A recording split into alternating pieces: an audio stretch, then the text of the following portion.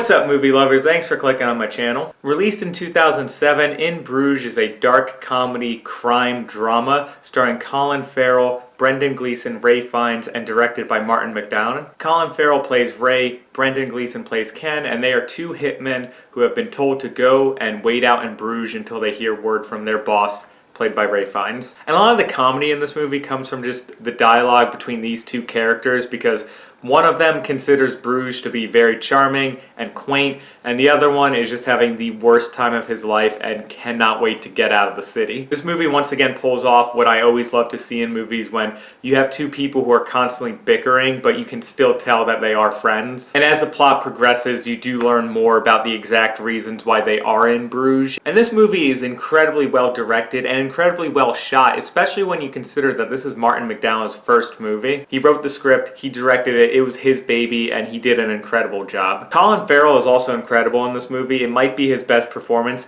He's one of those actors that kind of doesn't always get the best roles, but when he does finally get a character that he can really sink his teeth into, he always does an amazing job. And Colin Farrell's performance is especially good when you consider that on paper, his character of Ray should be someone who you absolutely despise. He's moody, he's violent, he's kind of just throwing a big temper tantrum, but Colin Farrell is able to find the little bits of childlike wonder in him and little bits of humor, and able to bring enough humanity to the role that you actually do like this character and you want him to be the best version of himself that he can be. I'm thinking of a scene in particular where Colin Farrell sees that there's a movie set and he just gets so excited for the fact that they're filming dwarfs. The humor in this movie can be very dry at times, and I just love little things that are highlighting how petty the characters can be, like the fact that both of these guys hate Americans, and when Colin Farrell mistakes a Canadian for an American, that causes him some trouble in the third act. And of course the script is incredible, the dialogue's fantastic. This movie has some of the most savage insults ever committed to film,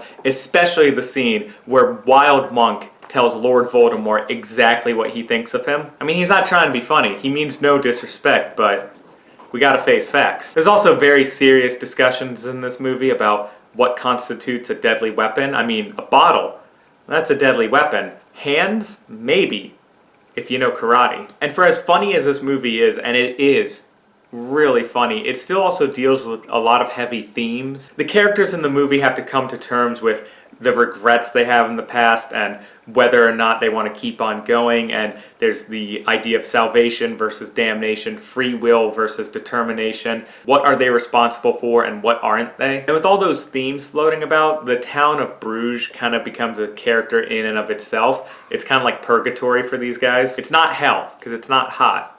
Hell is hot. That's never been disputed by anyone. The movie also deals with some heavier themes and some pretty dark events that the characters are going through that I can't really say on YouTube without this video getting flagged, but suffice it to say, although this movie is very funny, it might touch on some themes that will leave some people a bit uncomfortable, and it just might not be their cup of tea. In a similar way to The Death of Stalin, though, this movie really does blend its more serious moments with its humor, and it never feels like it's sacrificing one for the other. Being that I'm a musician, I also have to mention how good the music is in this movie. The score by Carter Burnwell is absolutely amazing. It has a dreamlike quality, and for most of the time he's using piano and strings to kind of have this otherworldly, melancholic feeling that you get. But when the action gets going and it's the third act and everything's getting crazy, he takes the themes that he built up with the piano and has them played through a distorted guitar, and it sounds absolutely incredible. As far as directorial debuts go, I don't think it gets much better than In Bruges. Martin McDonagh really knocked it out of the park with this one. Even though he's done great work since then, I think this is still my second favorite movie of his. As much as I love this film, and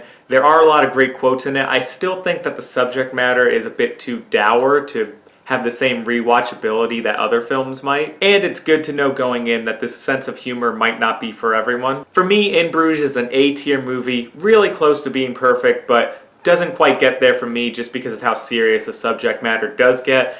For my own mental health, that's not the kind of movie I can watch regularly, you know? But I can understand if someone puts this up in S tier. So those are my thoughts on In Bruges, but enough about me. What do you think of In Bruges, and what's your favorite performance by Colin Farrell? Let me know in the comments below. I'd love to hear your thoughts. There's probably a video popping up around here somewhere you can check out. As always, thank you so much for watching, and I hope to see you at the next video.